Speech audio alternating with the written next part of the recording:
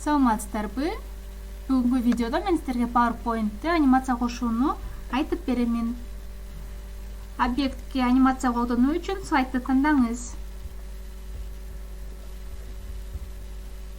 Анимация өтмөгүндөгү дополнительный параметры ачылуучу жебесин басыңыз. Анимациядан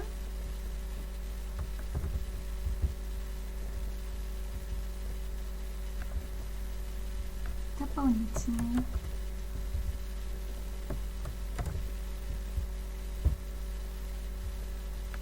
Пайда болгон анимация эффекттерди менюсунан каалаган эффектти тандап алыңыз. Мисалы, вывод.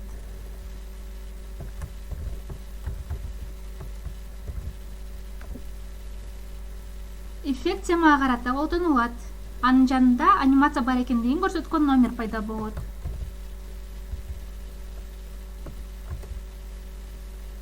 Слайдтардын тиркесиндеги слайддын жанында дагы жылдызча пайда болот.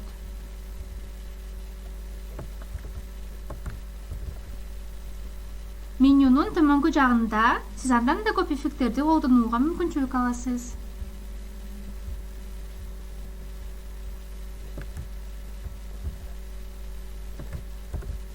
Мисалы, бул жерде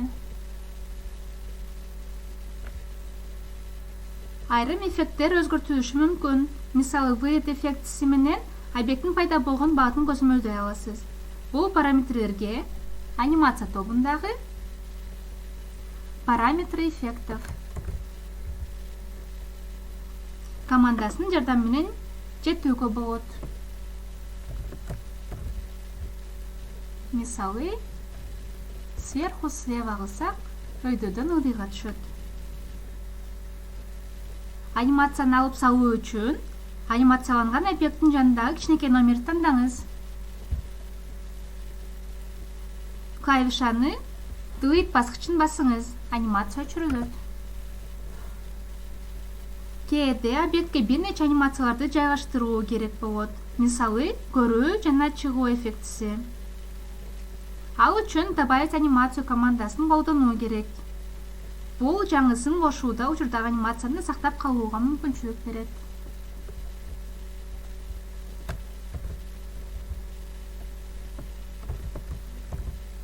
Добавить анимацию. Жеткиликтүү анимацияларды көрүү үчүн объектти тандап, расширенная анимация тобунан расширенная анимация тобунан добавить анимацию деген көрсөтмөсүн басып, керектүү анимация эффекттерди тандоо болот. Эгерде объект бирден ашык эффектке ээ болсо, анда алардын ар бири үчүн өзүнчө номерге ээ болот. Сандар эффекттердин пайда болуу тартибин көрсөтөт. Мисалы, вывод жана ошондой эле пульсацияны тандасак, жанында 2 номер пайда болот.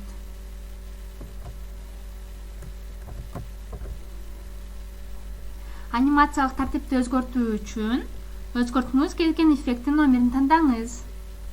Мисалы, экинчисини өзгөрткүңүз келип жатат. Анимация өтмөгүнөн переместить вперед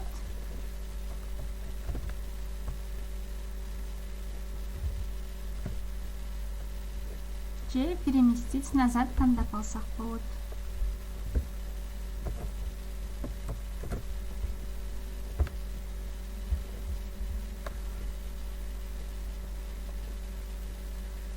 Учурдагы слайдка колдонулган анимацияны тез алдын ала көрүү үчүн слайд-шоунун толугу менен көрүүнүн кажети жок. Көргүңүз келген слайдка өтүңүз. Анимация табулатурасында просмотр командасын басуу жетиштүү.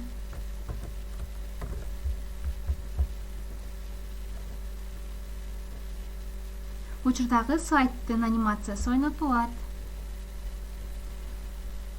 Анимация панели учурдагы сайттагы бардык эффекттерди көрүп, башкарууга мүмкүнчүлүк берет. Түздөн-түз анимациялык аймактан эффекттерди өзгөртүп, иреттей аласыз. Бул бир нече эффект болгондо өзгөчө пайдалуу. Анимация командасын ачуу үчүн Obase анимация командасын басыңыз.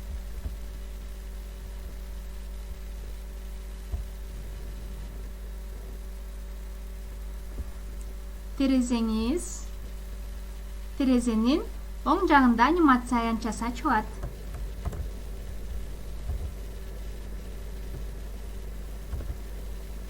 Анда учурдагы слайддын бардык эффекттери пайда болгон тартипте көрсөтүлөт. Эффекттердин тартибин өзгөртүү үчүн чышкандын сол баскычын басып, бошотпостон эффект өйдө жылдыйга жылдырсаңыз болот.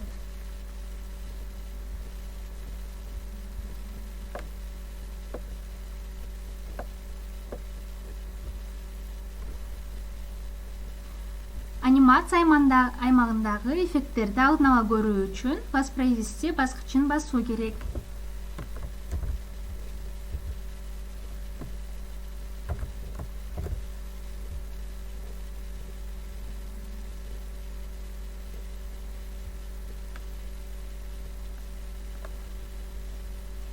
Учурдагы слайддын эффекттери ойнотулат.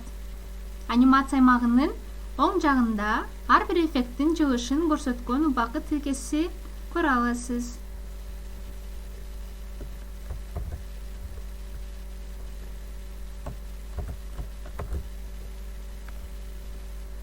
Адатта слайд-шоу учурунда эффект ойной баштайт. Эгер сизде бир нече эффект бар болсо, анда ар бир эффектти өзүнчө иштетүү үчүн бир нече жолу басуу керек. Бирок ар бир эффект үчүн ойноо параметрин өзгөртүү менен сиз автоматтык түрдө бир убакта же биринин артынан экинчисин өзгөрткөн эффекттерди ала аласыз. Анимация аймагынан эффект тандаңыз.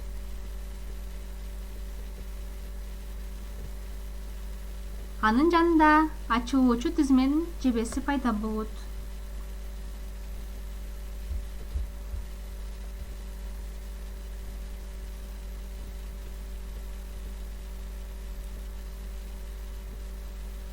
Ачылуучу жебесин басып,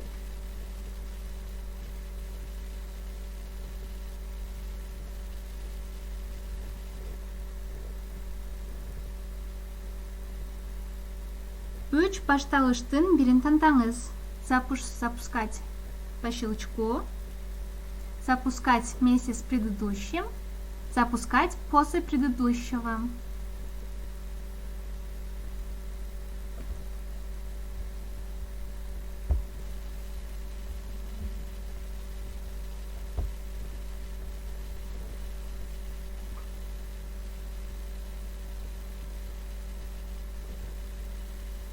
Запускать щелчком натыйжа чышканды басканда пайда болот. Запускать вместе с предыдущим эффекти мурунку эффект менен бир убакытта баштайт. Жана запускать после предыдущего эффекти мурунку эффектти аяктагандан ишке киргизет. Параметры эффектов баскычы анимацияны так жөндөө үчүн кошумча параметрлерди камтыйт. Аны ачуу үчүн анимация аймагынан эффект тандаңыз. Ачылуучу жебенин басып, параметр эффектинин буйртмасын тандаңыз.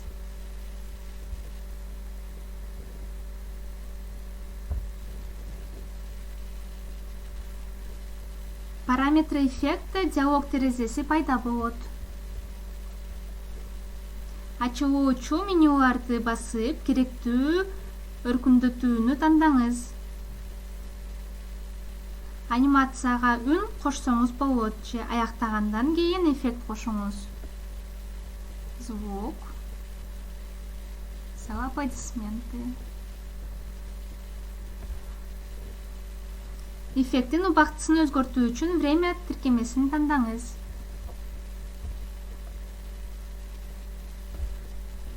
Бул жерде сиз эффект башталганга чейин кечигип баштоону кошуп,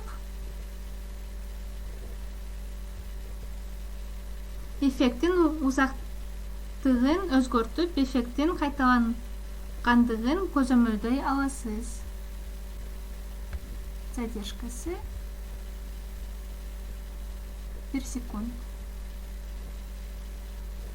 Жана узундугун тандасак болот.